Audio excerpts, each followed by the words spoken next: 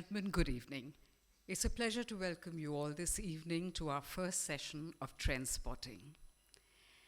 I'm going to leave the introduction of today's session and the panelists to Shashank Veera, but before that, a few words about Shashank himself.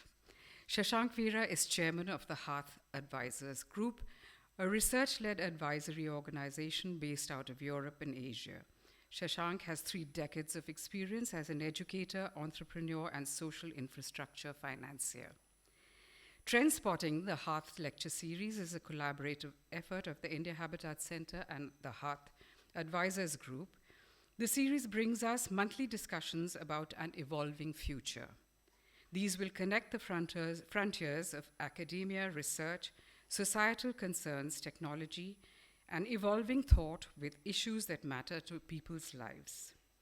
Over now to Shashank to take the evening forward and tell you a little more about today's session and introduce the panelists. Please welcome Shashank Veera. Good evening, and thank you for being here this evening. Can I request if you could turn your mobile phones onto silent mode, please? Right, if you haven't already done so, just so that it doesn't interrupt our discussions today. Okay, thanks to Vidyun and the Habitat Center for partnering with us on this series, which will be a monthly series. And Trendspotting is really a series about looking at aspects of life which are changing, evolving, and the future may not be exactly like what the present is in these spaces. And we're going to try and connect these discussions back into why it matters and why it's important to us in the present, right? So Trendspotting is really about the future and the present, right, on it. And these will be monthly series, and I hope you enjoy them. Right? Over to the discussion for today, right? I'd like to first introduce our panelists, right? I'll begin from one side. Dr. Anupma Malik is the chairperson of Visara Tech. This is an IIT Delhi spin-off. It was incubated in IIT Delhi, and you'll hear during the discussion about some of the interesting areas of work that have spun off from this startup. And it does a lot of work in edtech, which is not just about content and devices, right on it. So it's about extending what edtech can be beyond content and devices. To my immediate right is Shikhar Malhotra, and Shikhar wears several hats. He's, and I don't know which order to introduce you, Shikhar, but he's, I think what's closest to his heart, I think, is the fact that he set up the Shiv Nadar schools, right, and over the past decade has taken them to where they are today. Amongst various other things, he's also Chancellor of Shiv Nadar University. He does have his hat in the investment and big business world. He's a director of HCL Tech. He's set up lots of, with relevance to today's conversations, edtech companies, invested in them. But much more importantly, I think, Shikhar, and I'm going to ask you about that in a while, is really about chosen not to invest in various others, right? And had the discrimination to look at what works and what doesn't, and take a judgment call as an investor about what punt you're going to take on the future. Right? On my immediate left is Sabina Devan. She's the president of the Just Jobs Network. And the Just Jobs Network is a unique think tank which does work on employability and things that matter in the workforce. Right? She has very strong views on technology, and I'm hoping that she does express them, right, on it. And she's done work on actually looking at the labor force and how it is the way it is and the trends in the future on it. And to the extreme left is Dr. Jagjit Kaur, and she's a postdoc fellow at Ashoka University, but in a very interesting center, right, on it. And this center is a center that looks at digitization, AI, and society, right? And that's a really, again, interesting perspective on edtech, right? So that's the panel. The way we're going to run this today is that we're going to have a discussion, which I hope you'll find interesting, for about 45 minutes or so. And then we'll open the floor to questions that you might have of the panel. And we'll do that for another bit of time until our time runs out or people get bored of it, right, on it. So without further ado, I'm going to actually ask all four of you the same question, right, on it. And I'm going to try and randomize how I ask it of you so you don't know how much time you're going to get to answer it. But I want to look at the problem statement first, right? And I want to look at the problem statement about what is the problem in education or research, right, that artificial intelligence is in a unique place to solve, right? So it's really about, right, are we have the technology, so let's use it? Or is artificial intelligence really the solution to a particular problem in this space, right? So, Shikhar, what about you?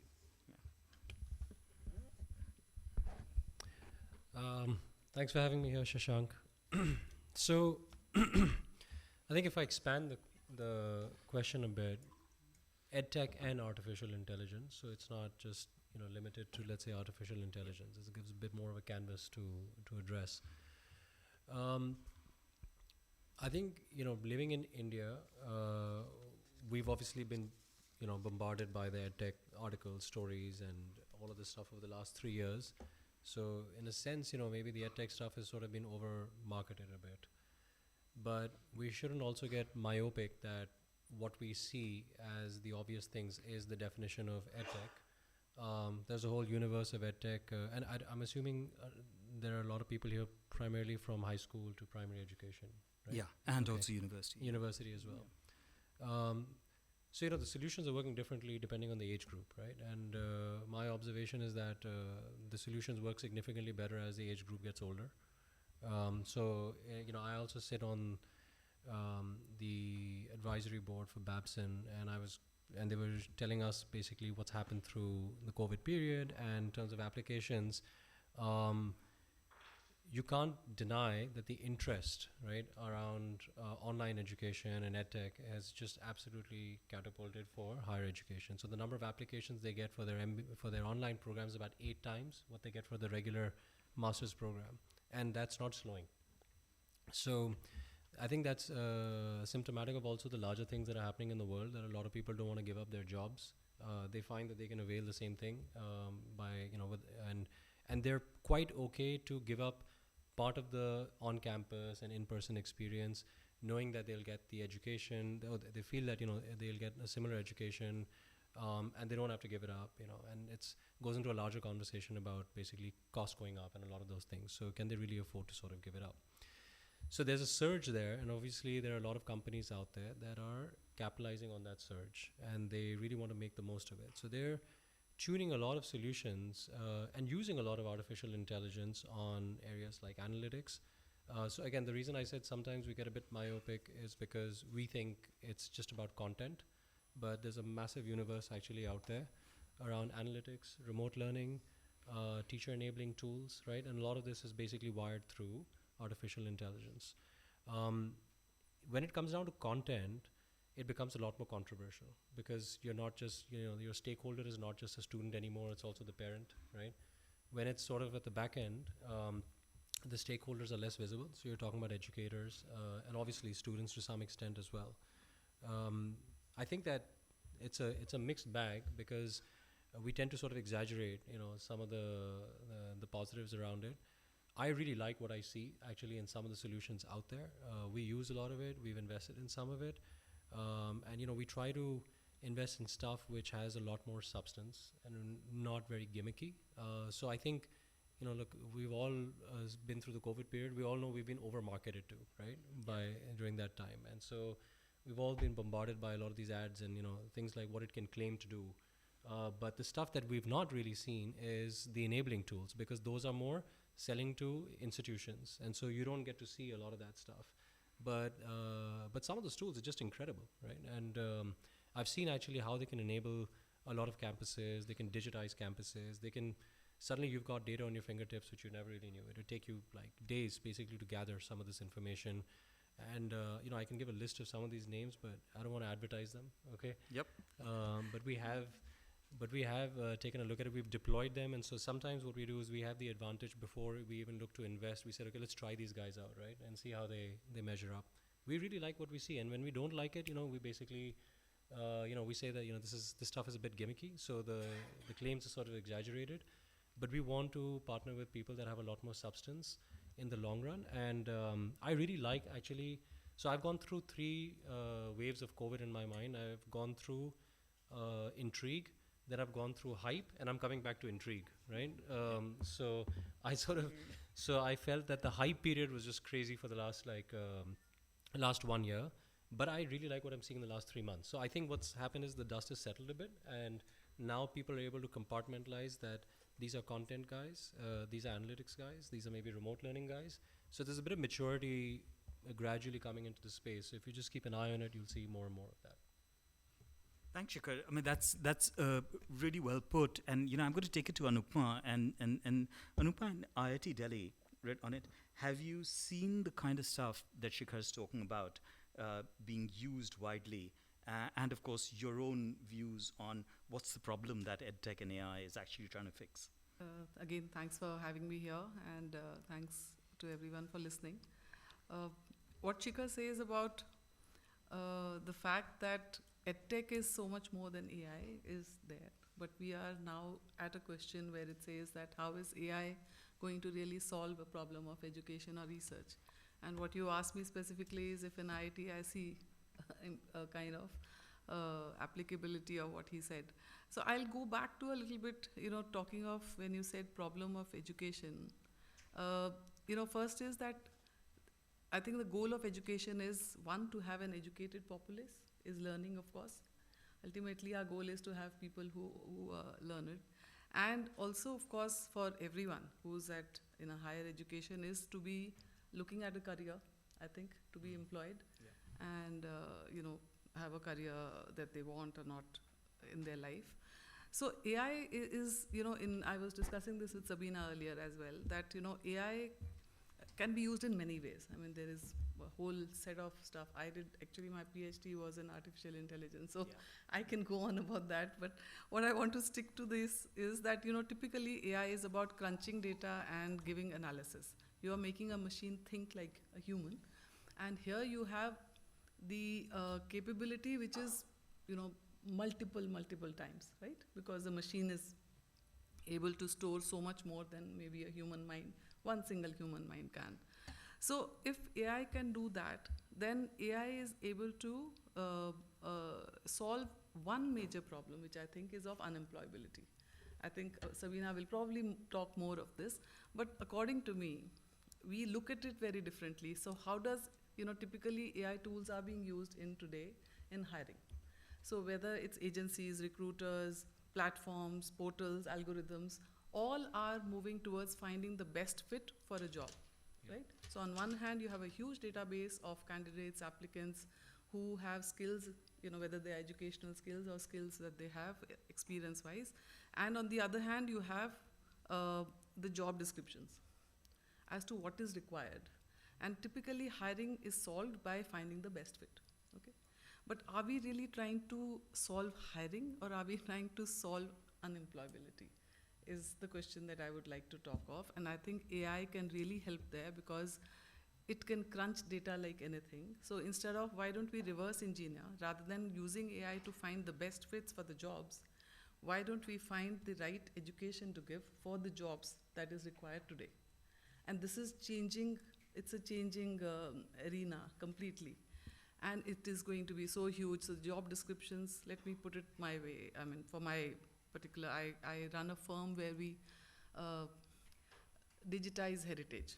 Okay, so I'm looking for a coder who could be writing software for a VR application where I want to take the user of that VR experience to Hampi.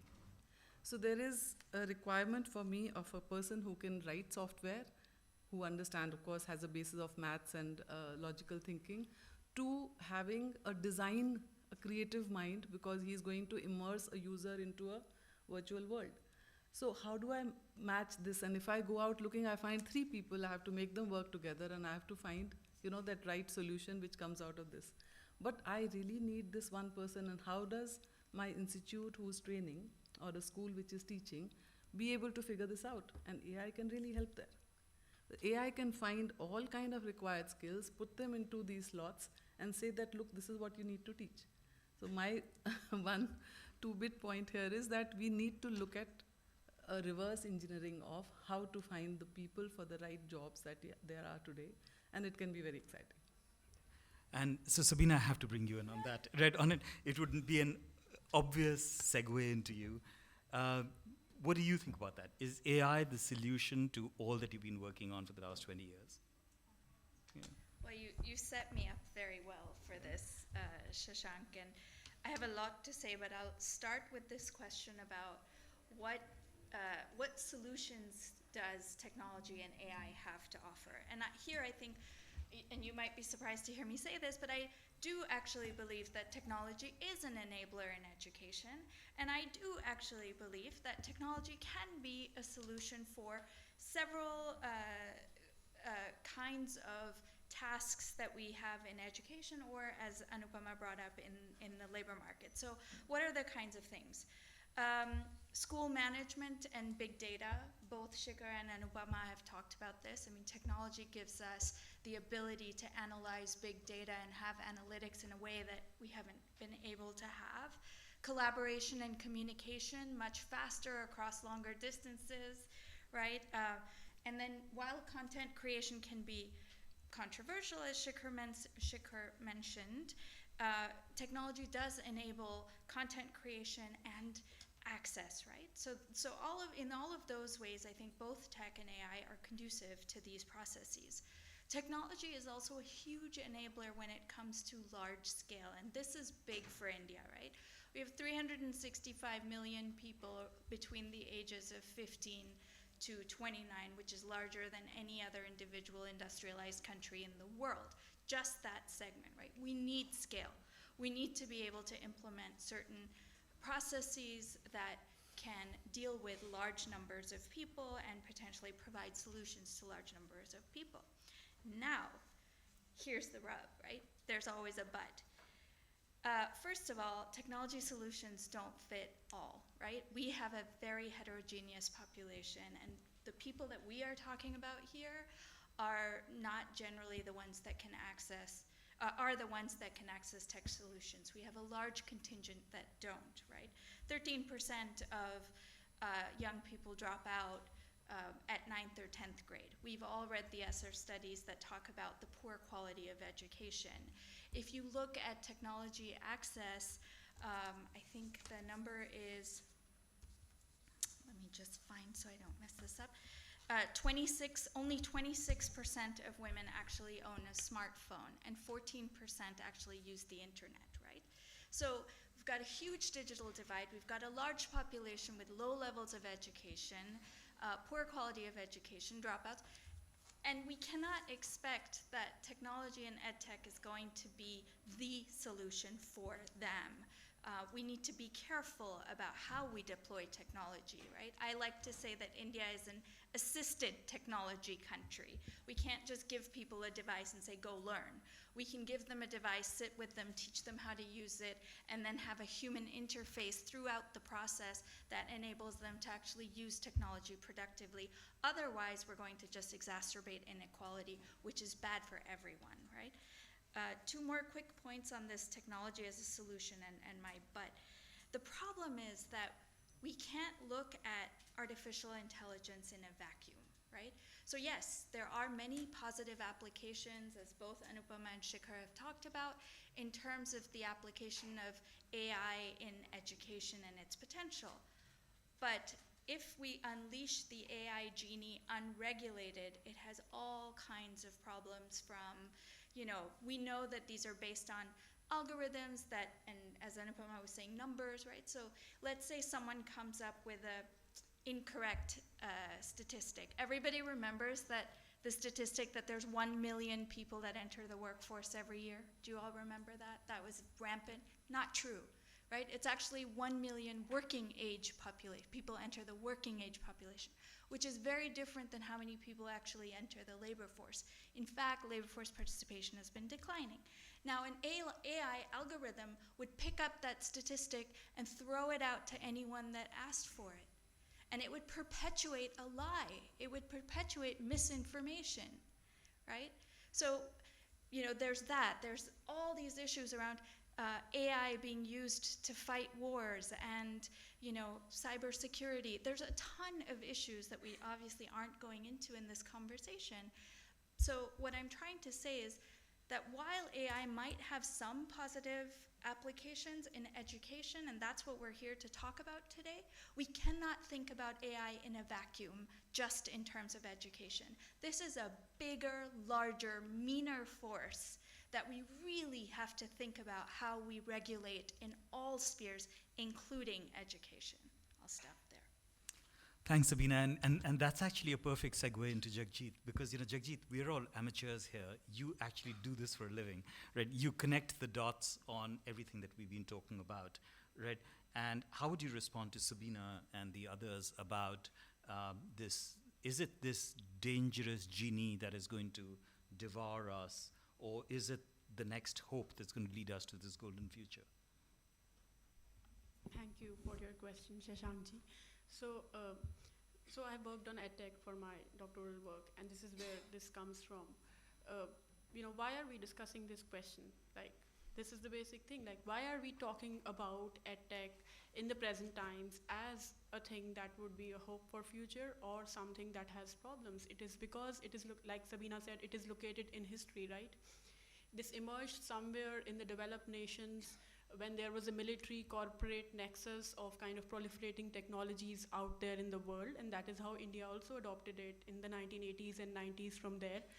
And then there was a combination of, education kind of getting combined with this technology kind of thing, and you thought that, EdTech will now kind of solve all the problems in the world. So I was reading a book which was written in 1980s, and we are still, talking about this in the Indian context. And in 1980s, in that book, it's I can't recall the name. I'll probably, kind of find out and tell you later.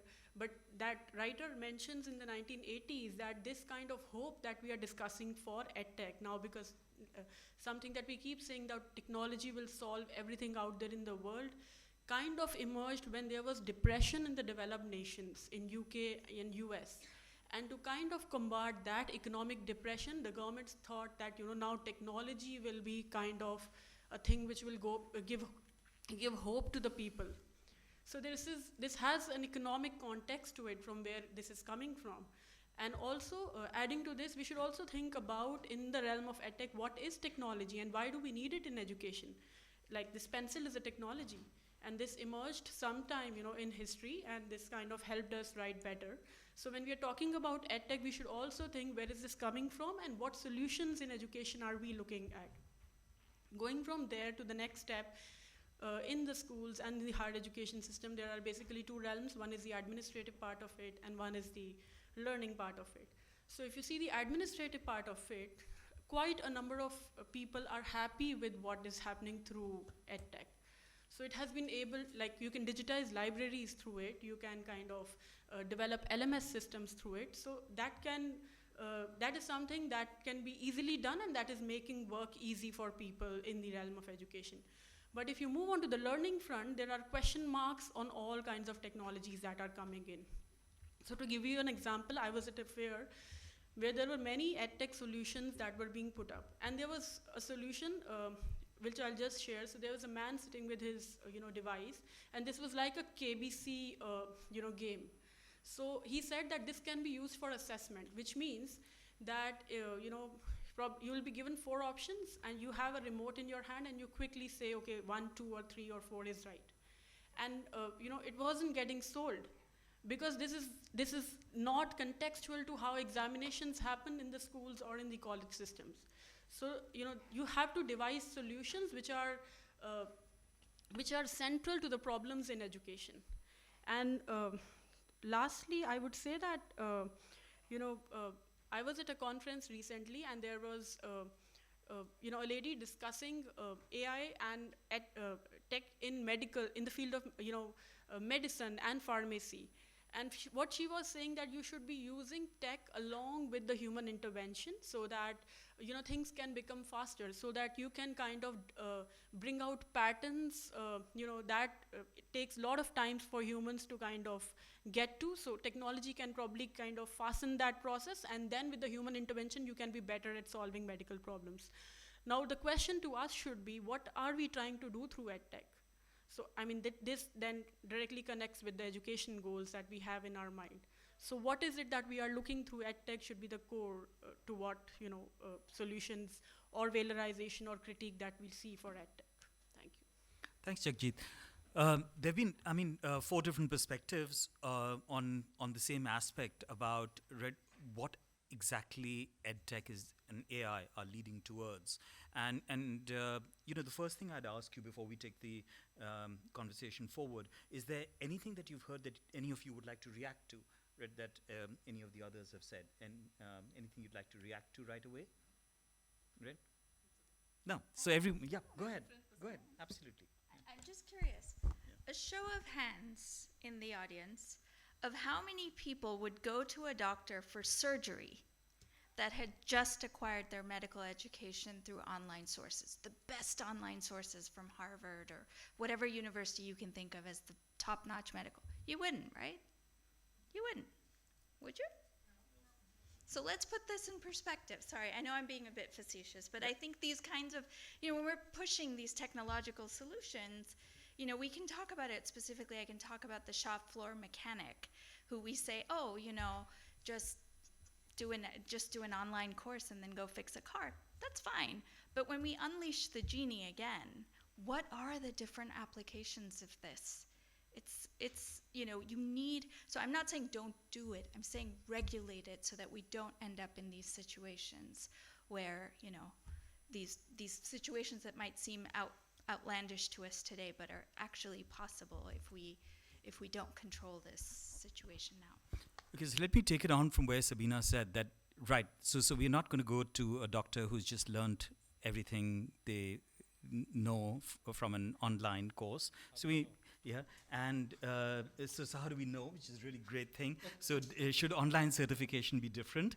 But if we know and we are not going to go, and that's probably a bad use of EdTech, right, on it, let me turn the question around to say, in what context, right, have you seen EdTech which actually works, which says, in this context, I have a physics background. I can say that there are lots of simulations in physics where you're trying to either slow down time or go into spaces that you couldn't otherwise go, which without technology it would be very difficult to visualize or model, or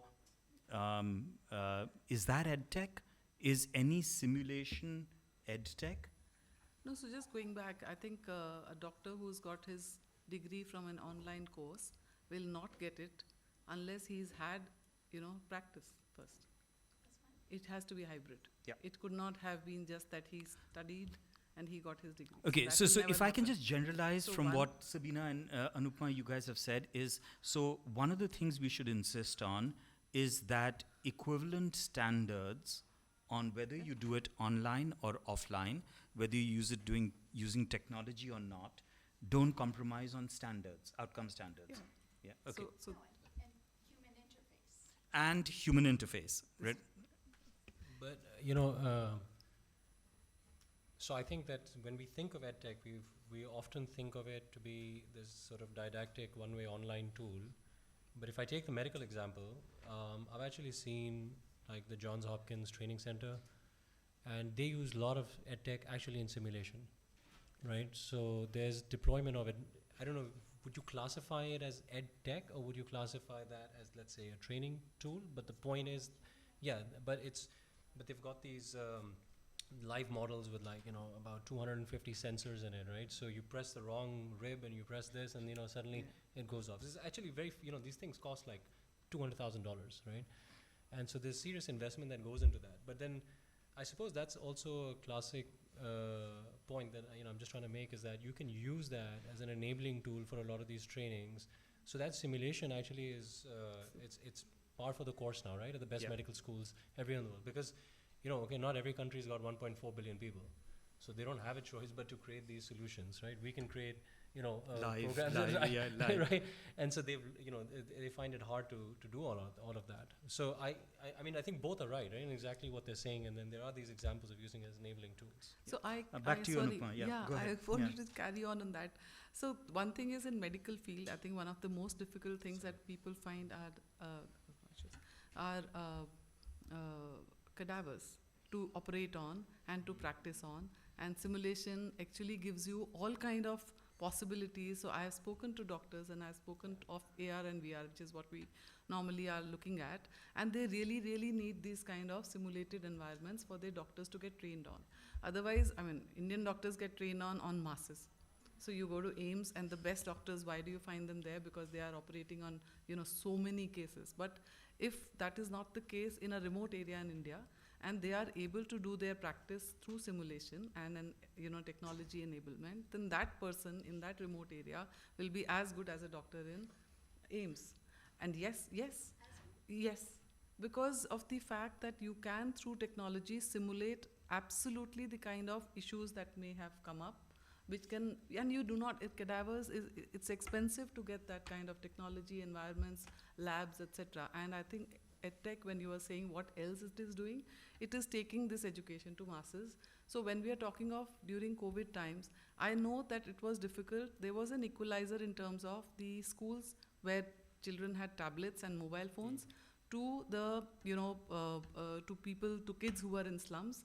They did get access to mobile phones. In remote areas, I know in Himachal, there were kids who were able to get, and I think at that point of time, there was an equalizer. I won't say the content and the faculty was as good, but everybody was able to reach out to people, and I think we all learned something through there, is that disbursement is possible to the remotest and to that one individual who may not be able to go to a school. He could sit at home and actually access content, and the learning was there. Now, of course, and human interface cannot be taken away, I agree. A one-to-one learning, I've been a teacher as well. And I know that I'd like to look at my student, I'd like to see whether that even anything is going in. And he would probably like to, and we talk of other things only and not just content. But I think disbursement is a big thing that can be taken care of through EdTech. And yes, AI there can help because it can tune it to an individual. I'll come to that maybe a little later. Yeah. So two quick points. Just I'm just trying to make takeaways in my own head as we're going along. One, an example that I don't know. People of my generation used to do dissections on frogs, and it was terrible. You had to pin this frog and do dissections on it. All of you who are my generation would remember that, right, on it. And absolutely terrible thing. And people in Shora's generation or Kunal's generation have never heard of this kind of thing, right? They did it all through simulations. And this was in normal CBSE, ISC high schools, and right? The frog would wake up in the middle of the...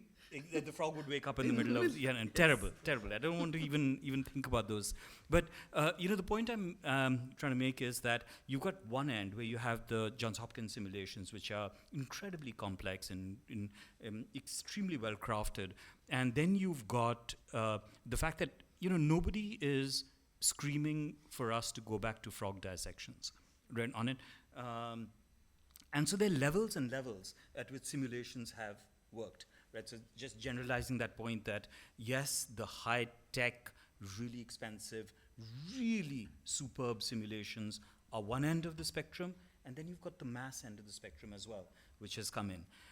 But the other point that I want to just generalize from what the various panelists have said is that EdTech is not just about a tutorial prep program for getting in better marks in an exam or a test prep for a competitive exam. There's just one thin part of the EdTech market, right, on it. And we are talking about the EdTech space much more broadly today, right, on it.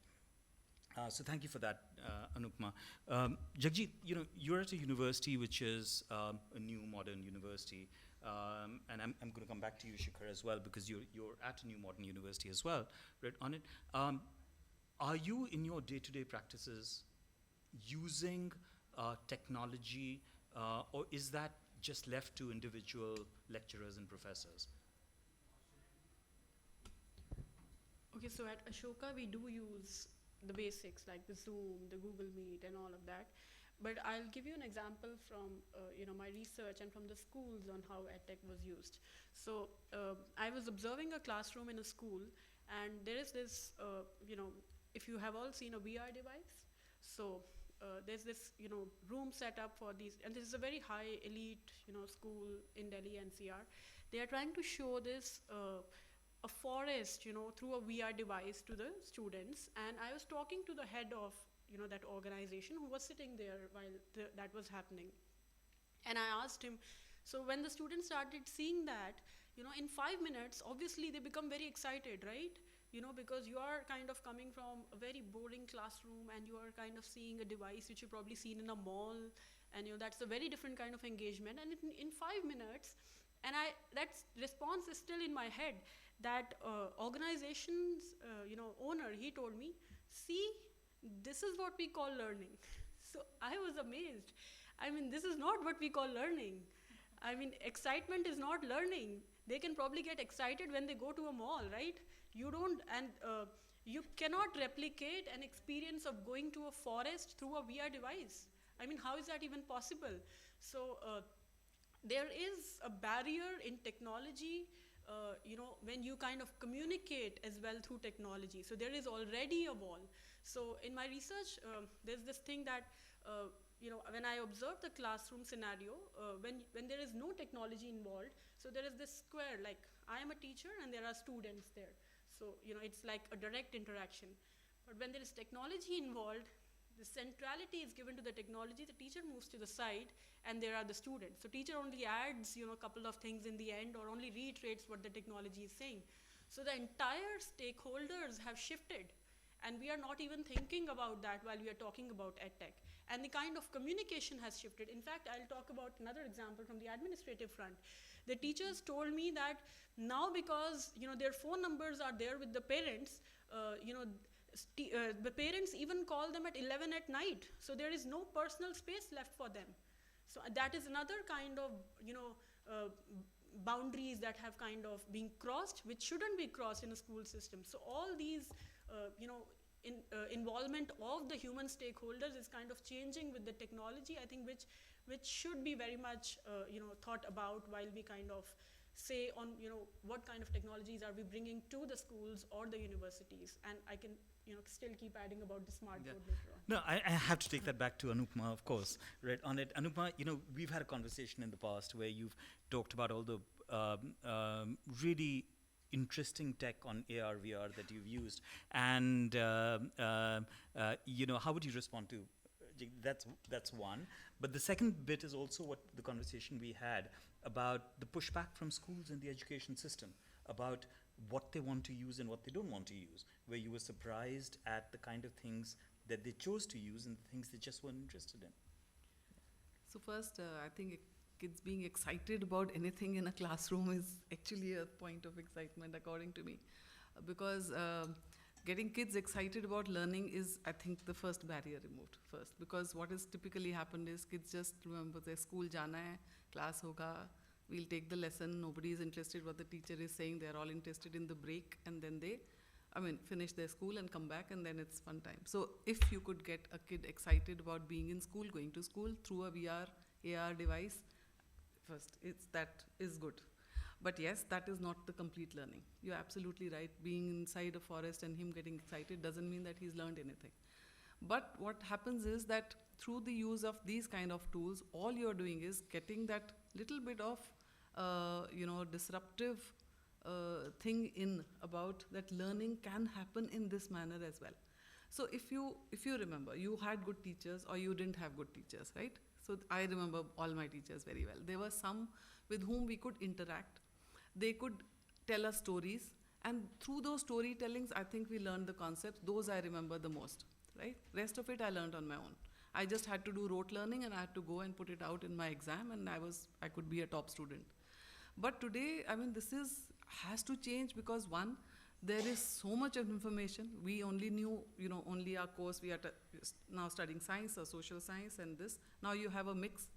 In fact, liberal arts has brought this very good concept, but the information is also too much. What do I learn? How much do I learn? How do you decide that? That's so tough for the students. So if they could get excited about one of the things that takes off, I think that would be a great way of being able to find out what excites you and what could take you there. Now in schools, when we did take VR, so let's say we put up an exhibition in National Museum.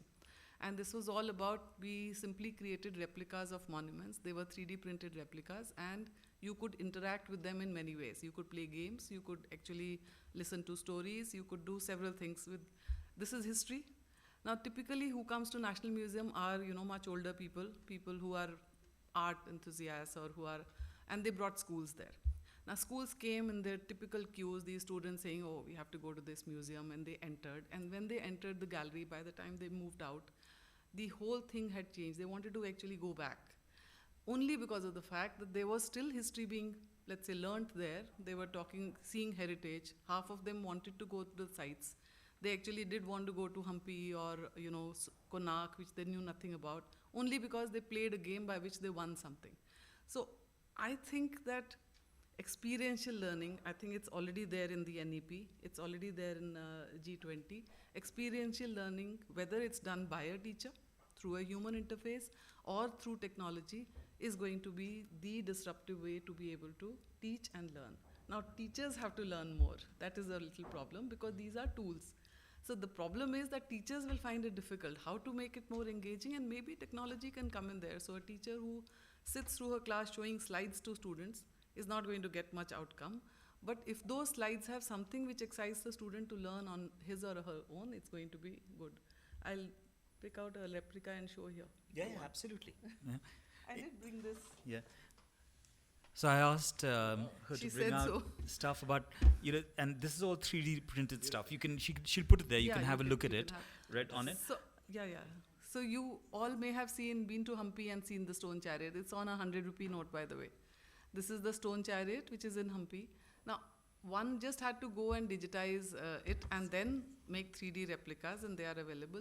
The moment I take it to any school or any class or any this thing, I think there is no way that they don't want to go to Hampi or learn more about it, learn about Vijayanagar dynasty or art, architecture. What are these, why are these wheels here? What all is here?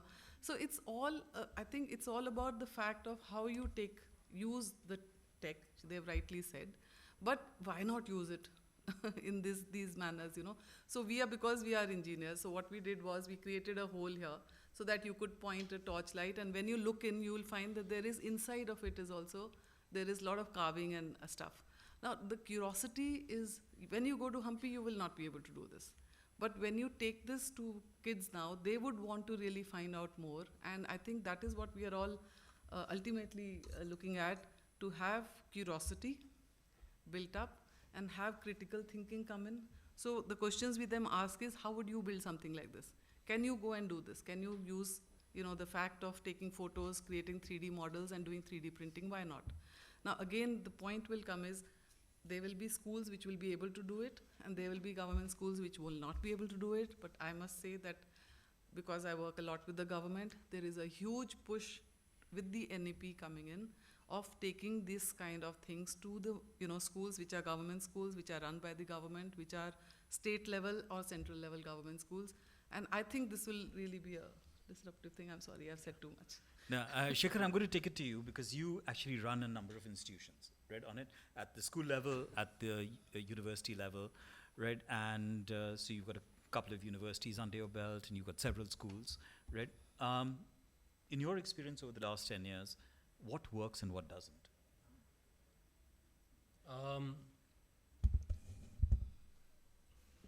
Okay, so some very quick examples, right? The Shivnara school has the privilege of trying things out, and the students are generally come from a well-to-do background. We do have quite a few economically weaker section students there as well. But what we do is we create an equalizer. So we actually spend more on our EWS students than we do on our fee-paying students, so that because we acknowledge that they're sort of behind the curve.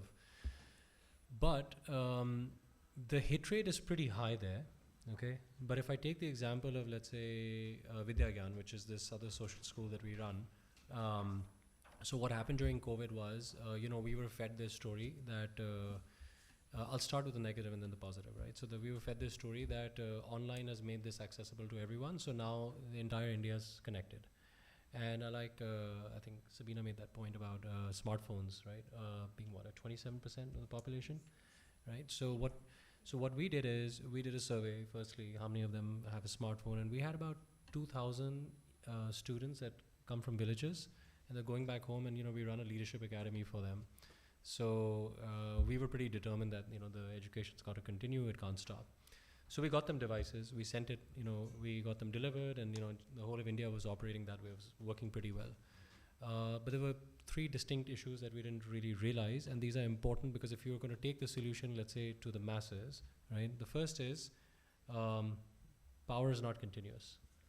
So, and these phones are, by the way, not very expensive, right? These aren't iPhones where you can watch movies for like 3 hours. They heat up, okay, they shut off, and you got to charge them, and there's just no power, right? So what do? If there's no power, there's no phone, there's no learning, there's no edtech. And the second learning was remarkable, that the average number of people in a single household was like about 800. Okay, I'm joking, it wasn't 800, but it felt like that because you could hear, used to be about like literally 12 or 13 people, right? So it was a lot of people inside the house. Now, this one individual has to then learn with a lot of this noise, and then of course what ends up happening is that because you've got this tool, other people want to share it, and it's not that easy, right? So these are like the real brass tack sort of issues. They are and important. Sorry? I said they are important. They're super important. And then we asked them, so how was the experience? And they said it sucked. Okay. So they said this experience wasn't great at all. And they said they're super happy to come back to school. So I'm trying to visualize that if you multiply this, let's say, by millions of people, right? So you can't truly just take a device and, plonk it in there and think that, you've created that access. And, firstly, this was a phone too. It wasn't a laptop, right? So, because laptops are a lot more expensive. I saw that there were experiments that didn't quite work there, at least on remote learning. But they work brilliantly inside the classroom. So even at the Shivnada school, we've had LMSs from day one. We're using a lot of tools around analytics now. And we like the idea of customized learning. We want to know where each student is in the learning journey.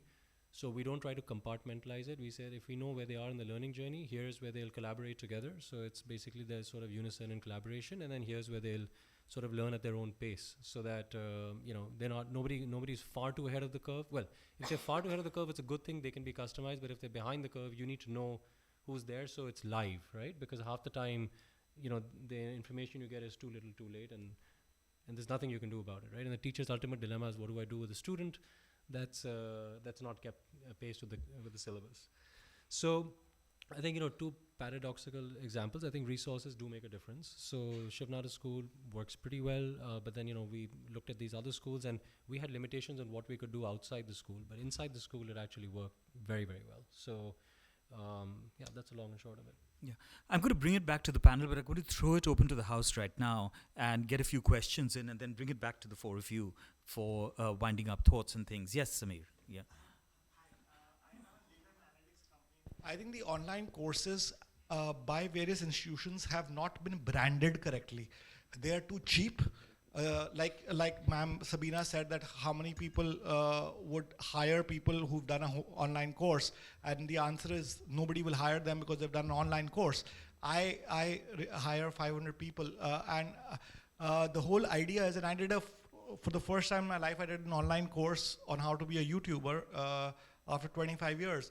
The one part that I felt was that the value of the course is too cheap. So in the mind of the employer, it is the fact that what would he have learned because the course is so cheap. The second thing that I don't understand about the education sector is that why are they not branding online education? Because they can make a lot more money, because they can teach a lot more people by branding it and marketing it correctly. I don't think enough marketing dollars are being spent on branding the online courses correctly. And lastly, why don't you offer a difference in education also, maybe like what you have in phones or in clothes, for example. You can get some different types of clothes on Amazon which you won't get in the retail store, right? So maybe some additional stuff that is provided in the online course which will not be available if you're going to a particular school. which would attract more people, and those will be more relevant for employability. Now, I run a data analytics company in the real estate sector. Now, can you imagine it's going to be 16% of the GDP by 2030? It's the highest employment generator in the country, and it has not even one good school. I've hired over 600 people, and one of my employees is the CEO of the #1 company, Godrej Properties in India. So I know, and I recruit from the best schools, and the best schools are not like IITs or IIMs in the real estate sector. So the quality of education is so poor over there that I get tired teaching all these people in research and consulting and analytics, and there's no value of it. So Thank these you. are two different questions. So who'd like to respond? Yeah. So his question is that The first okay, question was the Yeah. branding, the pricing, pricing. and the marketing of online courses is not being done correctly according to me. Yeah. And that's why people don't value it. Yeah. Go ahead. So I actually do. I think that people are not responding because it doesn't work. That's my simple response. And let me qualify that. So first, I think I'm going to just take a step back really quickly and make a few points. First is, I think research now reflects, without a doubt, that technology has seriously dangerous effects on mental health and cognition of children. Okay? So no matter what we want to say about EdTech, we can't deny that. The second thing, and I'm sorry, Shashank, for bringing this up again, but I want to go back to the medical example. Because many of you have probably experienced going to a doctor not knowing what you have and having a conversation with the doctor to get some kind of a diagnosis, only to find out a week later that maybe that wasn't the right diagnosis and maybe it's a different diagnosis, right? You know, a lot of the medical profession, no matter how sophisticated the virtual reality equipment is, it's good for training, absolutely. Sophisticated, less sophisticated, it's good for training. But at the end of the day, even in the medical profession, so much of it is subjective. It's based on different bodies, different people. Cancer, I mean, we don't, you know, I have, unfortunately, have had a lot of relatives with cancer, and it's really doctors making subjective judgments about what kind of therapy, how much of the chemotherapy, how much radiation, how long. It's not prescriptive. It's very subjective based on the doctor that decides in engagement with the patient. So this kind of human contact is indispensable, and also in education. Now, if there's a problem with not enough teachers or quality of teachers, let's work on that, right? We also raised the issue of the novelty we raised the issue of excitement of kids. Well, that's because technology is new. But if we introduce it uniformly everywhere, get it out of my way now.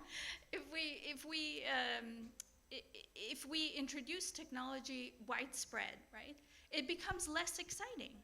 The novelty, that excitement even, is gone. The last point I wanted to make, actually, which is more in response to you, is EdTech. We're talking a lot about EdTech and learning, which I think, you know, I have very strong views about. Again, technology is not bad, but I really appreciated Shikhar's example of when you bring it to schools, it works. When you send people home with it and say, do it on your own, it doesn't work, right? Because that's human-assisted technology, and that works. But I think the other very important dimension of EdTech is that it's a business, right? It's a for-profit business. A for-profit business that is financed by venture capital and private equity investors. I'm thinking, can I say, is this off the record or on the record? Okay, I'm going to say Byju's, right? Everyone's heard of Byju's. Now this is a for-profit platform. Investors have an incentive to invest in a large portfolio of companies, right, at the startup stage. So they'll invest in several companies, knowing that only one or two or three of them might succeed and a majority of them would fail, right? Now, and I'll bring this back to education and learning and EdTech and the application of EdTech. How many people do you know? I know several in urban slums, in villages, that have bought into this idea that they can actually buy tutoring, online tutoring for their kids to give them, an edge in schooling or an edge in the board exams or an edge in whatever other, civil service exams, etc. And then the platform has gone out of business, right? Because the whole model is set up that of those 10 that investors invest in, 8 of them will die. And what about all their clients? What about all those parents and children that have bought into these platforms and online tutoring that now have nowhere to go? So one aspect of EdTech is the impact on learning and the mental health and the cognitive development of children. The other aspect is the business of EdTech, which is actually quite a scary business. And I would extend that to platforms in general. It's not just EdTech, it's platforms in general. Also, last thing, and then I'm done. Anupama, I think it's really interesting that you bought a physical model to show us, right? Yes, of course. And that kids Yes, of would course. touch and feel and look at this. Yes. You cannot replace that by a two-dimensional screen. No. Yeah. You can buy a 3D model, which gets very exciting because then you can change it. So what we do is that we give this to them. So this is how original Humpy is, and that's how it must have been. Yeah. So we actually ask them and show a digital model and ask them to recreate what it may have been, and they come up with different ideas. So again, what you're doing is that you are making them think creatively. So digital model does help because physical will take about 48 hours. This takes about 48 hours to 3D print. So I don't think we could really work. So I have wanted to just I quickly- just have to clarify one thing. Samir, I don't just- want to have it as a back and forth. Let's get responses and then move on a bit. I just want Yeah. to say he was talking of that there are not enough branding. I think there's not enough regulation as well. Branding, marketing to hai because those people have money and they are people like who have made a business of online courses. And there is, I don't know if you know about Diksha and Swayam. Please do find out. There are government MOOC courses, which is Swayam, and there is Diksha, which is again offered as a portal and a place for digital learning. And these are content regulated and validated. Whereas there is a lot of, so marketing and branding would be good for online courses, but most important, as she said, they have to be first regulated as well because you don't know what content is being put out and who's making money out of it. Just by saying that this is an online course. Sahi bhi hai ya nahi? Who knows? Question. Yeah, I want to ask Shikhar this question because you run, you're at the head and at the helm of fantastic schools. Which student, in your opinion, is smarter? The ones from my generation who knew all the phone numbers on their fingertips, or the ones today who have AI and VR and everything else and are exposed? So who's smarter? I hope you vote for us. I think it would not be very smart of me to even attempt that because, okay. But I'll tell you one thing. There are in every generation, and why limit it to us? Because I spent a lot of time with my grandmother who's 88. Okay, so she was, by the way, I was telling her the other day that she may be one of the few handful of people alive that met Mahatma Gandhi. Okay, because she's 88 years old and she did meet him. But I like what she says, which is different to, so the way that she critical thinks is different to the way my parents do it and the way my kids do it. And so you've heard this phrase maybe before, and I think it makes total sense that the elder believe everything, the middle-aged doubt everything, and the young know everything, right? And it doesn't change, because if I dial back 20 years ago, I was exactly like that, right? I'm getting into the doubt everything stage, okay? But I certainly started out thinking that I know everything. So I don't think that's ever going to change. I think the generation after them is always going to think that they know more. And it's just that they have so much access to information, just beating us hollow with information. But that's just the way it is. That's life. So you had a question. Thank you. Myself, Keshav. I was working with an edtech earlier, and right now I'm working with NGO who is working for education sector. So I have a question in relation with about problem and solution dilemma. So we have a problem in our education system, and that's why we come up with a solution called startups. And the startups are edtech. So we have a problem, things are not moving in my class and lots of the things are theoretical nature. So we have a screen, now things are moving and things are audio as well. Next problem we have, sometimes we have some issues, we are not able to go in class and we can now go into Zoom sessions. Still the lecture is being made. Maybe we have a problem, I can't see the actual monument. So we have this miniatures of yours, ma'am. But now we have 3 problems solved with these 3 big industries who have a great money in them, and they can market, they can brand themselves, they can AdSense me, they can collect my data, change my narratives, change my thinking, and make me understand this is a thing I want to buy from this type of startup. So they solve a problem, but they create new ones. For example, earlier, ma'am, you said about mental health. So my mental health, it was when I was in 2021, when I was a master's student of anthropology, COVID happened. I'm not able to study because of Zoom or because of startups, because of edtech. I have my lessons learned. But there's one thing I lost. I'm not able to make a connection with my professor. Just after my master's, I'm not able to connect with him. If I have to publish a research paper, I have to travel all the back to my Chandigarh University over there, Punjab University, and make him a connection. Because he won't pick up my phone. We don't have that connection, which my seniors had. Or maybe the Zoom sessions. Earlier, my focus was the teacher. I'm only seeing him, I'm only starting from his gestures. Now he's just secondary for me. I'm learning from this screen over there, which I can learn even while sitting in the home. Why should I even come bother to study in school? Why should I even go for there? Why should I even make a connection? Or I can say, why should I become a social being again when I can just sit in a room and do my things over there? Like ma'am said, my generation, your generation. So I want to add on this, your generation has created AI. My generation is capable of just using it. I am able to use multiple data analytics, multiple courses, multiple knowledges, but the question is still same. Am I able to create it one day? So my question to you, a panelist here, EdTech solves a problem, but creates a new one. That's why we had EdTech to solve a problem, but they created a new one. So it's like a cycle for me. When this cycle comes on the part where we have solution for education. So we're going to, over to you, Jagjit. Hi, thank you for that fantastic question. So I would bring this down to the philosophy of education and on how we learn, right? So we as humans essentially learn by connection with each other. This is how we survive in this world. Like it is, through our communication that we kind of sense other people and learn that. And going from there, when we talk about education, EdTech industry has essentially reduced education to skills, and education is not only skills. Your interaction with the humans. So, I have graduated from Jawaharlal Nehru University, and at our university, the teachers say that we, in this modern world, in the language of modernity and rationality that we now speak, because everything is reason, right? Reason is something that we sell. So in the name of EdTech also we are sell. For instance, if we are talking about business in EdTech, we are saying, yeah, this sells more, so let's go by this.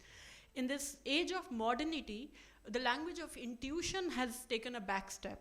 And that is a very important, element of being a human. And that is what, our teachers reinvented when they taught us. So EdTech, or for that matter, any technology should not take this core away from us.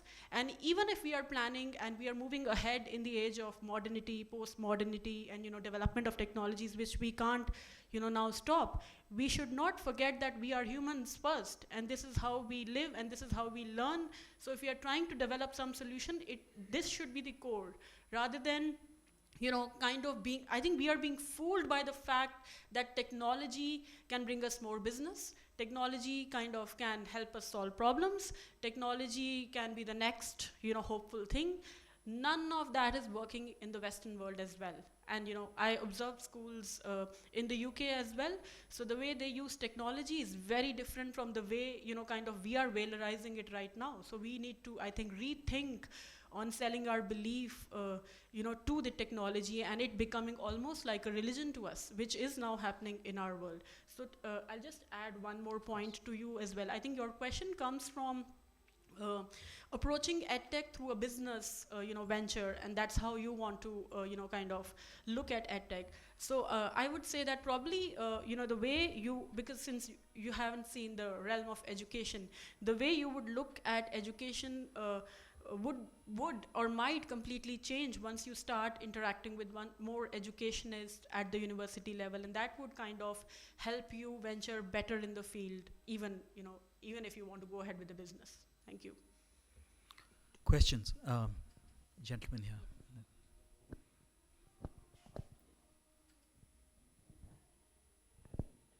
Thank you. I'm from a university, and I also have worked in corporate, and kind of an interesting discussion. And just three things come to my mind. I'm just thinking aloud with you. I think my belief is that what we are seeing in edtech or AI, especially in the education domain, is that we are trying to bring in technology and try and kind of fit into the context and the way we have been teaching in the past. And our education past has actually not gone through big changes. A lot of things have changed. Education overall hasn't changed. There's a teacher, there's a student, there's a classroom. You go there, you spend 12 to 15 years of your life learning, then you go and work, kind of a thing. Now that is a big paradigm within which we are bringing in edtech, we're bringing in technology.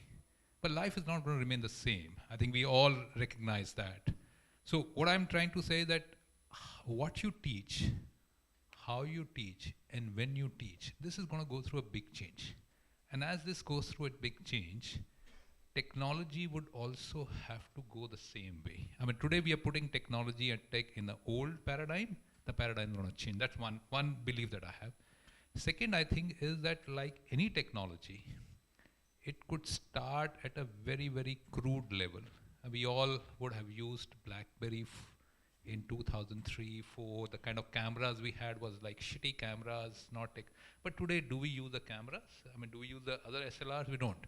Something similar probably will happen to edtech, AI, or technology in education, that suddenly one day we will just find, oh wow, this meets the right requirements of the learning part.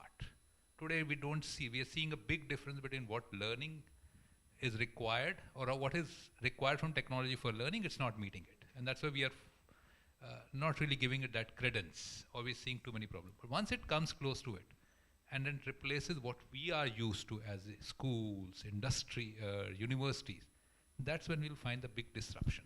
I mean, that's my belief. I've seen it with cameras, which is simple enough for us to relate to, but if we look at any other thing, even medical science is going through big change. Can I ask a question? I'll just give you an example. My view of edtech is not content. Okay, we are obsessed, I think, with content, thinking edtech means content. It's not. There is a whole universe of edtech solutions well beyond simply content. I agree. A teacher putting on, a video and playing it and thinking that's not going to result in anything. But if people are in this space and they're serious about it, there's some incredible tools out there. I'll give you a simple case in point right in my house. So. My son is incredible. He's 7 years old. He's just so he's probably the most advanced in his class in a small cohort in math, but he's way behind in language, and so in reading. So I kept trying to understand, and they said, well, he's in line with the cohort. I said, well, I understand that, but if he's intellectually bright enough to be ahead in one subject, what is holding him back in another subject? And so I kept, spending time with him to read, and he'd get dissuaded. He said, I don't want to read it. So I said, okay, fine, let me try to do an assessment with him. So I got this tool, I did this assessment, and it was a really straightforward assessment. What the assessment basically told me was that there were particular sounds that he was confusing, and that was dissuading him, and he just felt like he didn't want to read the entire thing. I showed that assessment to the teacher. We worked collaboratively. She was completely open-minded about it, and we addressed those particular nuggets where he wasn't able to read. He wasn't able to read even one page. And in 2 months, he's now reading a book of about 25, 30 pages, right? Imagine you multiply that with 2,000 kids, okay? And you tell me that there is no value in edtech. Now, if you have that... I completely buy No, that. I'm saying it to general people, right? No, So I am not disputing it. yeah. So those, I mean, just incredibly valuable tools, because I know how every student is behaving, right? I've got but of course, you're supposed to bring a human element. If you're blinded by that as just a pure diagnosis and you don't apply that, it's like using any technology out there, right? But the point is that it was just magic, okay? Because when I saw that, I said, I'm visualizing basically how do you expand this, right? And then how do you expand it at the back end? You don't showcase it. The whole point is you don't advertise this thing, hum bhi edtech hai, right? Which is the problem, right? Yeah. So that's, I guess we get a little obsessed about it, and it's used very differently in the West, I think, as Jagjeet was saying, as to what it is in India. In India, we've been brainwashed its content, and it's obviously not. Agreed. And I'll just put one more thing. Yeah, very quickly. Because Is it be possible? Today we still see somebody who's graduated from 7th grade to 8th grade must meet these standards. So you basically put, can it happen? A student is said, your physics, you are in 10th standard, but in history, you are in 5th standard. Can that kind of so a it's already happening. Yeah. It's already happening. So that's where happening. I think the edtech exactly That's where AI corollary is. of So, thing. yeah. How do you allow it to? Can we? It's not limited to students, by the way. Adults have the same problem. Okay. Okay. Questions? Anybody? There's a gentleman at the back.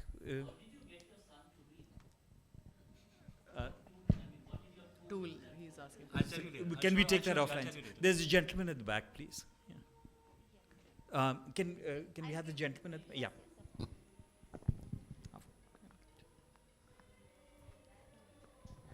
I'm MP Chandar from nknewsindia.com. 70% of India lives in villages. Every 60 kilometer dialect changes. Right to education policy, it was introduced 12 years back. Hardly 3% is implemented. There are so many dropouts. And as was said, during the COVID time, 1% remotest area got this access to some technology.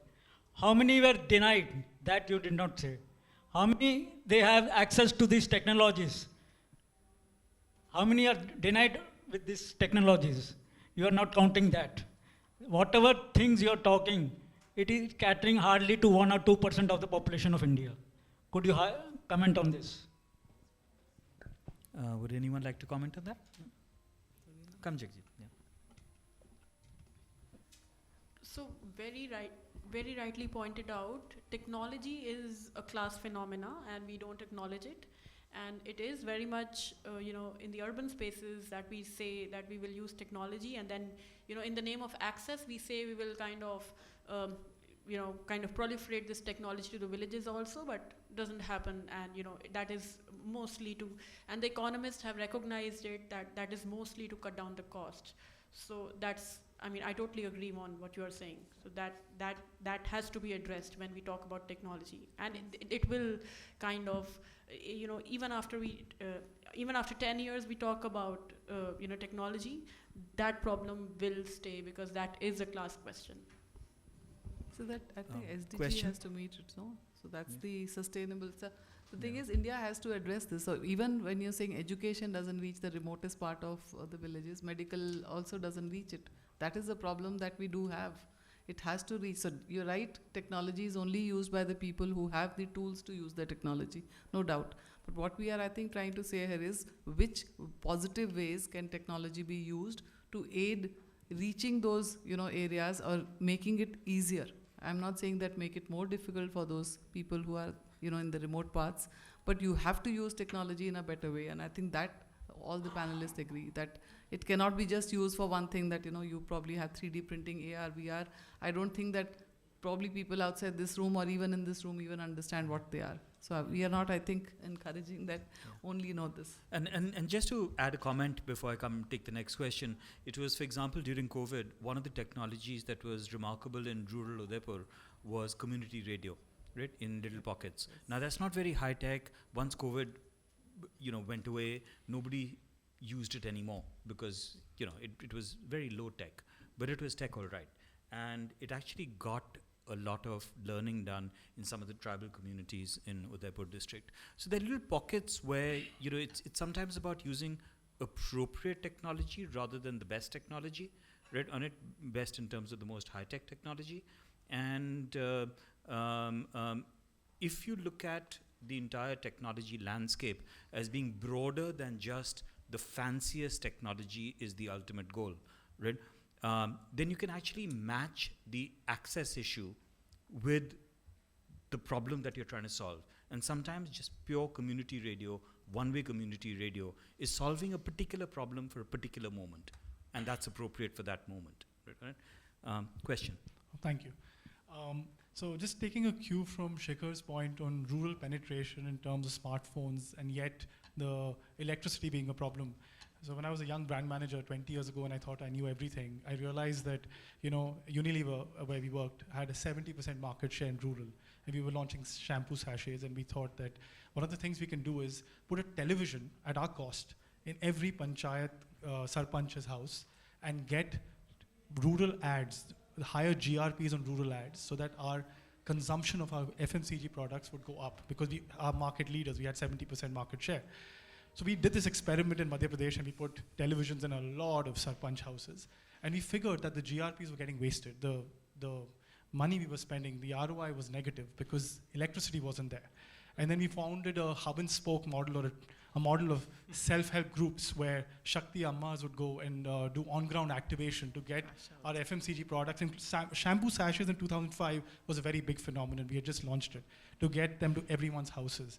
Now my question is that, is there a hub and spoke, train the trainer, I have two questions, train the trainer model possible instead of learning going directly on the smartphone, which is passive learning, and the electricity that Shikhar pointed out, a very valid point, 20 years ago we had the same problem, is going to be a concern in enabling reach and therefore impact. Is a hub and spoke model of learning possible, or train the trainer model possible, where you train the faculty at these, or teachers at these villages, and then therefore they impact more effective training downwards? And the second question is proctored assessments.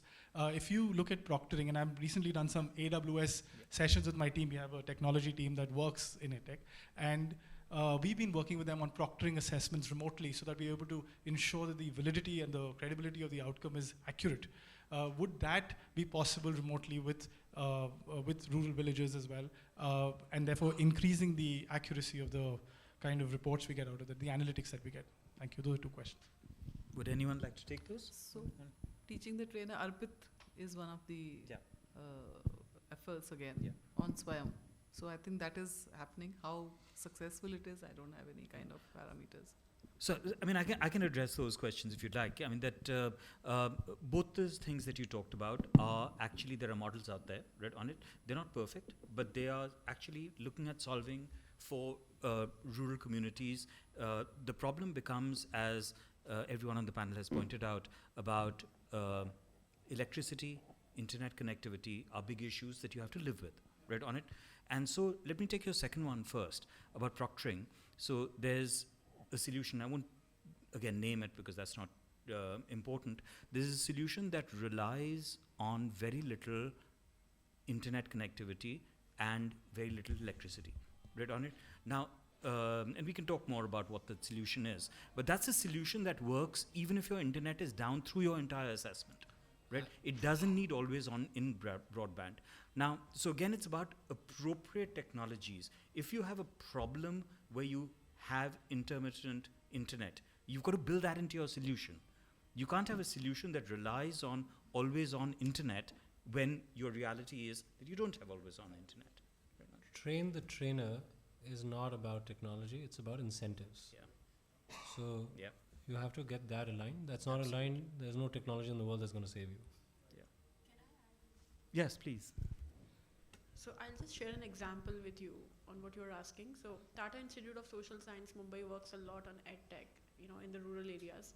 And once at a panel, they said that when they go to the rural areas, the problem is also that there is no technology. Like electricity is one issue, obviously, but there is no technology. So the solution to that, what they said was, bring your own device, which means, there is no, kind of accessibility of laptops, etc. So whatever you have, you bring it, to the classroom or wherever the learning center is, and we'll find out, how we work with that. Now that also, I'm reiterating it again, that also comes from the centrality that technology has taken in our minds. I mean, I'm just trying to move this centrality away so that we can be more innovative in what we do with technology as well. right? So why don't we just get, loosen this hold of technology that we are holding on to? There can be many multiple solutions other than technology as well. Thank you. Okay, great. I'm going to just now pull it all together, right? And last question with ma'am there, and then I'll bring it back to the panel to pull it all together. It's not a question, actually. Just an observation or maybe my views on this. And I would like to start this with the title itself, because it suggests what we are talking right now, that the revolution that is always arriving, it never arrives. So you are equipped with one kind of technology, and then there is another kind of technology, and you have to deal with this. Let me introduce myself. That would be interesting, because I think most of you are from New Delhi, and I am from Jharkhand. And how I am here is also very interesting, because I just happened to be here with my daughter. I was having holidays in my university, so I just thought to visit her. I just got to know about this program, and because I teach, so I thought that I should be here. And whatever you are talking right now, about technology and how it is impacting, I can see that the observation is quite on the my idea of this technology bringing into classroom is somehow where both the student and teacher both have to negotiate a bit. I would like to explain it further. Like for teachers, technology can be tool to be a better teacher, and for student, it can be a tool to be a better student. Because if we are thinking that technology can replace teacher, that's not going to happen, and that's not the correct way to look into it. That's what my observation is. Because classroom is just not the center of learning in a way we think that content can be given and information can be given to the student. Because for content and information, we have a number of YouTube videos these days. We have a number of things which are available online. We have Google, we have now AI, which is giving answers to the students, and they can make notes and everything.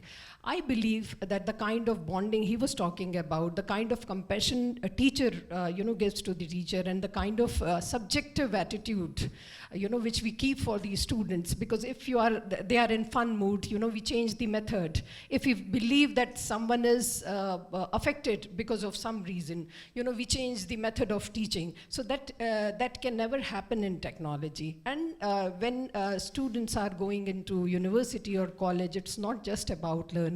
Learning as far as this education or degree is concerned, but they also learn about how we live collaboratively, the teamwork, the kind of, we are running out of time. I'm wondering if there's a question in there. That's what my thing no, is. There was no question, but what then ma'am, I have to ask you to please stop. So I would like to conclude by saying that we discussed something, here in Delhi, and it reaches to Jharkhand and Chhattisgarh and other kind of people. It takes almost 10 years. So still our teachers are learning how to prepare PPT, and you're talking about AI. So this difference has to go down, and this difference has to is something on which we have to work. Thank you. Thank you. Okay, I'm going to just start winding it up with everyone, and I'm going to ask you all for your final comments on it, and on focusing on actually the title behind us is EdTech, including AI, the revolution that is always arriving and yet never arrives, and any other final comments you might have. I'll begin with you, Anupma, and work my way across. I think a lot of what we discussed today, we kind of forget that we really in India have had traditional education systems which are Gurukul. I'll just go back to that I was about to say, which were all about very personalized learning and teaching and being with the teacher and a human interface. And whether, today we've come very far. We've come to the point where there is hybrid. We talk of hybrid learning. We talk of tools in tech and education. So, but that one-to-one between teacher and this thing will never go away. And edtech it has been completely what has happened during the last few years is that tech, as she said, is been looked at more as a business and more as something that, you're trying to remove that aspect of teacher, classroom, etc. I mean, they were not teacher and classroom initially. They were actually teacher and environments, and students were with them there. I was just going to mention that. Said it may or may not have arrived. See, you can't really take away when there is advancement, whether it's in medical or in education. You can't take away. So years ago, I think when calculators came, we all now forgotten how to calculate. We just take out our phone, it's become a calculator. Cameras are no more there. Initially, when I used to teach AI actually, so you are teaching machines to think. You are bringing technology in education similarly. So first you forget how to calculate, then you forget how to remember numbers, then you forget how to, maybe do search, because everything Google does for you. You don't even jog your memories to do things. So this is happening, but then you are thinking in different ways. I think we are becoming more equipped with skills we may not want, but we have to survive, and you do that. So how do you cannot stop anything from coming in, technology from coming in. You will have cars which will drive themselves very soon. You have, so you have, it is there today, and there will be mistakes. You will be probably, so how do you stop that? Yes, in terms of edtech in India, if you really look at it, if it hadn't become more of a business and an online platform, I think technology tools, which he's talking of, are more important, and they have to come in. So that awareness from people who've probably used them, if he can spread that knowledge, I think we would all love to use those tools. And in terms of administration or not, I'm not very sure. But yes, for school management, definitely needs to use. But for all students, what will always happen is any teacher who tells a good story, or any online platform which tells a good story and makes you, is interactive, will still be a good learning way to learn. That's all I want to say. Thank you. Shikhar. In 90 minutes, people have barely moved. Okay, so I think they obviously find the topic to be really interesting. My concluding remark is have more of these, Shashank. Every month, right? Yeah. It's going to happen every month. Thank you. Sabina. I don't have that skill of brevity, as you do. So I have 4, but hopefully quick points. The first is a lot of people have brought up COVID, and I would like to dispel the notion that children during COVID actually learned through their devices. Study after study post-COVID has shown the learning loss in children that had to stay home while schools were closed for a better part of 2.5, almost 3 years. So let's just dispel with the myth that that technology solved the COVID learning loss problem. It was actually, research shows that that's not true. I also think that some of the solutions, the technology solutions that came up, or solutions in big quotation marks, that were used during COVID were I can't say the word, compensatory?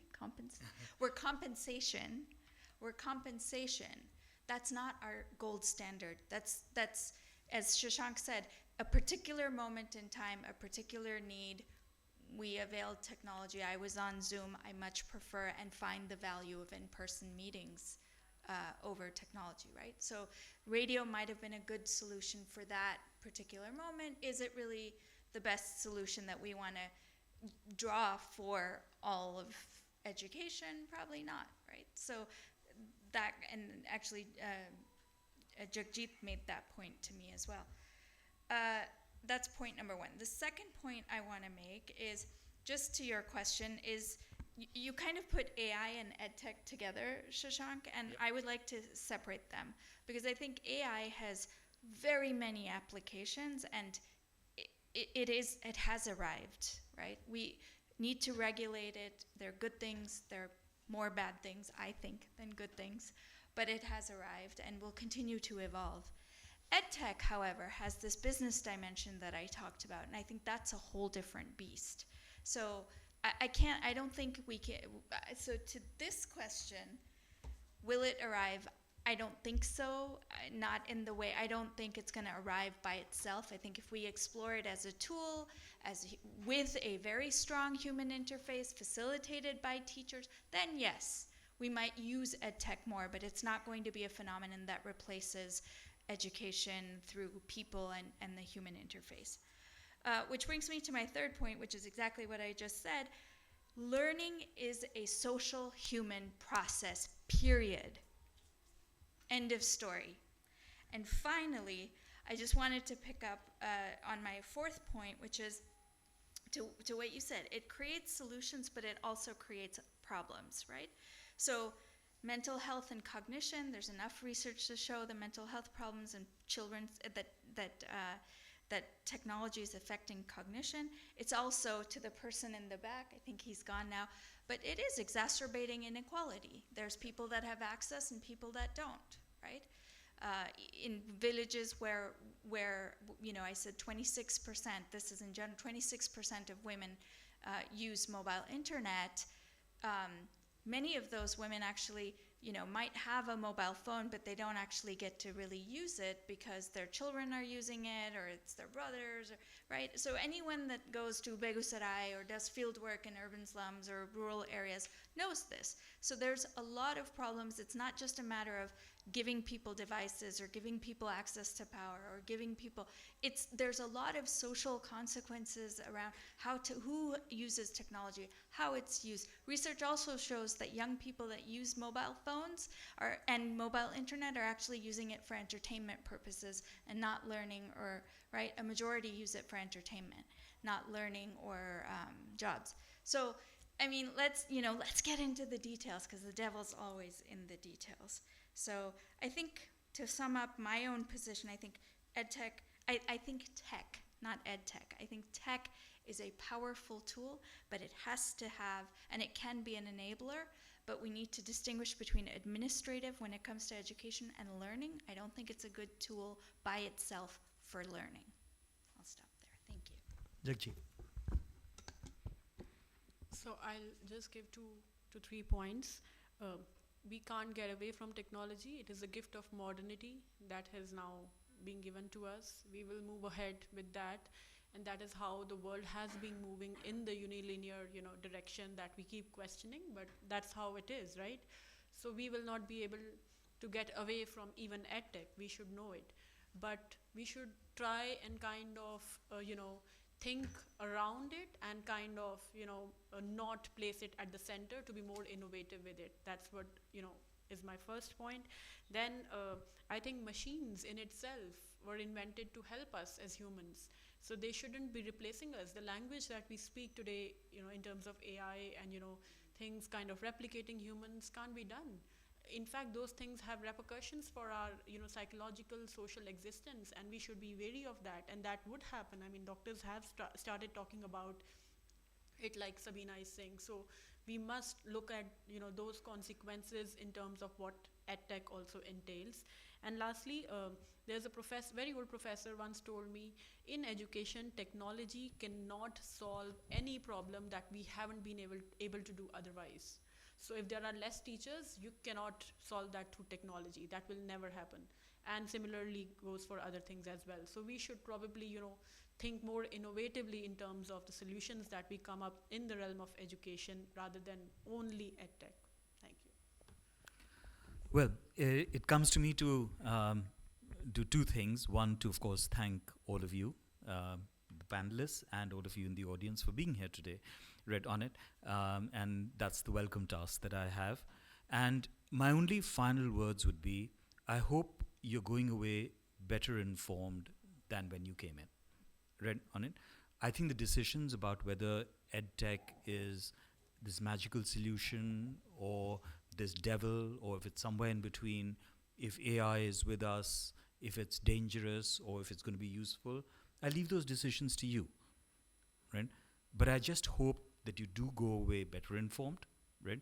And go away with thoughts in your mind that are going to help you question the decisions you take relating to education, education technology, and AI.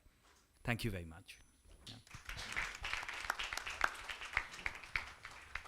Before you step down, I'll just, on behalf of IHC, thank you, the panelists, for this discussion. Thank you, Hearth advisors, Shashank, Malvika, Rupam, the whole team. I think the program fulfills a critical component in our programming every month.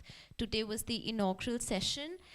We have the next session on 31st October. It's going to be even more interesting. It's called the blind side of